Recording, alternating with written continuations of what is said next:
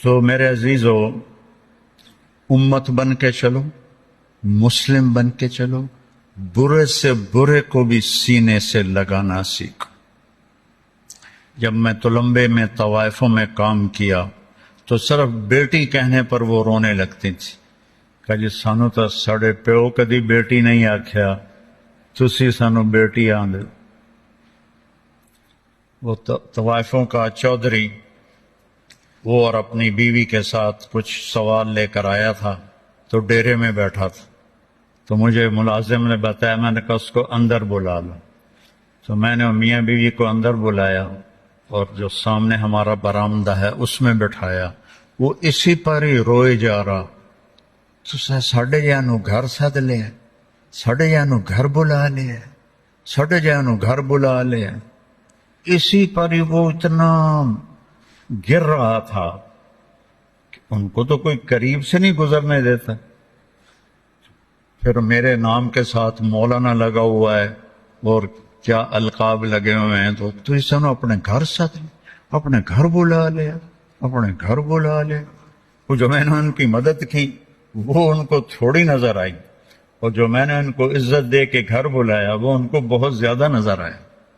عزت دینا سیکھو، برے سے برے کو بھی عزت دینا سیکھو، محبت کرنا سیکھو، ہر مکتب فکر کے آدمی کو بازو پھیلا کے ملو۔ میرے باپ کو ایک دفعہ جو مل لیتا تھا نا، ساری زندگی یاد رکھتا تھا۔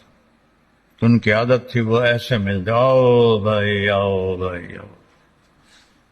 ہمارا ایک نائی تھا عبد الشکور، مرحوم، فوت ہو گیا، تو ایک دن مجھ سے کہنے لگا اب پہلے سنو، میں اس کے موت تک اس کا علاج میرے ذمہ، اس کے بچے بچیوں سب کی شادی میں نے کروائی، اس کو گھر بنا کے میں نے دیا، اس کا مہینے کا وظیفہ میری طرف سے مقرر تھا، پورے سال کی گندم میری طرف سے مقرر تھی، سب کی بیماریوں کا علاج میرے ذمہ تھا، اور جتنا بھی مجھ سے ہو سکتا تھا۔ مجھے کہتا ہے مولانا صاحب تواڈے دیرے چ آون دی ہن چس مک گئی، تواڈے دیرے چ آپ کے دیرے میں آنے کا مزہ ختم ہو گیا ہے۔ میں کہو کی ہویا ہے؟ اب آپ نے سن لیا نا میں کیا کر رہا تھا اس کے لیے، اور میرے باپ کیا کرتے تھے کہ جسلے میں دیرے چمنا ہوں، میاں صاحب دورواں دیان، آؤ بھائی عبد الشکور آ گیا، آؤ بھائی عبد الشکور آ گیا۔ وہ بشیرہ، وہ ہمارا کچن کا ملازم تھا ڈیرے کا، اگر صبح کا ٹائم ہوتا تو کہتے جا 2 بندیاں دا ناشتہ لے کے آ، وہ کھاتا بہت تھا۔ دوپہر کا وقت ہوتا تو کہتے 2 بندیاں دی روٹی لے کے آ، کہ وہ ماشاءاللہ کھانے کا بادشاہ تھا۔ میرے باپ کی اتنی خدمت تھی، روٹی کھلا دینا اور یوں ملنا، آؤ بھائی۔ وہ کوئی بڑا آ جائے ذمہ دار یا کوئی نائی تھا بیچارہ، آؤ بھائی عبد الشکور، کہنے لگا تواڈے کول آویدا ہے، تواڈا منہ ایدے ہوندا ہے، مصافہ ایدے کر دے ہو، ساڈا سارا مزہ ہی مک جاندا ہے۔ میں کہا تیری بیڑی تر جاوے، جیڑی میں تیری انج خدمت کرنا او تینوں یاد کوئی نہیں، کہ وہ تو ٹھیک ہے، پر جڑا تساں این کر کے مل دے ہو نا، یہ ساری چس مک جاندی۔ تو ابتسام کا فی وجہ اخی کا صدقہ، مسکرا کے ملو، ہنس کے ملو، کوئی ہو، بریلوی ہو، دیوبندی ہو، شیعہ ہو، سنی ہو، مماتی ہو، حیاتی ہو، سلفی ہو، ایسے آؤ۔ جنت دوزخ کا فیصلہ تم نے کرنا ہے، ایمان پہ مرنے نہ مرنے کا فیصلہ تم نے کرنا ہے، یہ تو اللہ نے کرنا ہے۔ من کان آخر کلامہ لا الہ الا اللہ دخل الجنہ۔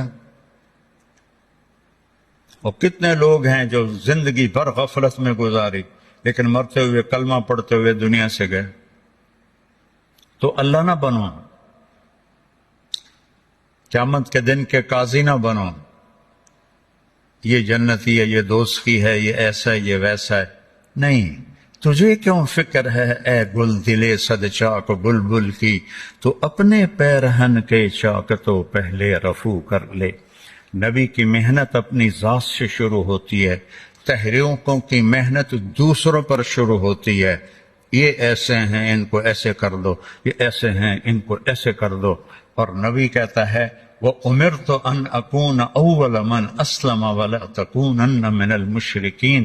میرا رب مجھے کہہ رہا ہے کہ پہلے میرے نبی آپ خود مسلم بن کے دکھائیں اور شرک سے پاک ہو کر دکھائیں، آپ مثال بنیں اپنے آپ کو۔ تو تبلیغ کی محنت بھی اپنے آپ کو بنانے کی محنت۔ میں جب 1971 میں نکلا 3 چلے کے لیے تو یہ دعوت، بھائی ہم تو دین سیکھنے کے لیے نکلے ہیں، ہم ہدایت پانے کے لیے نکلے ہیں۔ تو یہ ایک نبی کی محنت شروع اپنی ذات سے ہوتی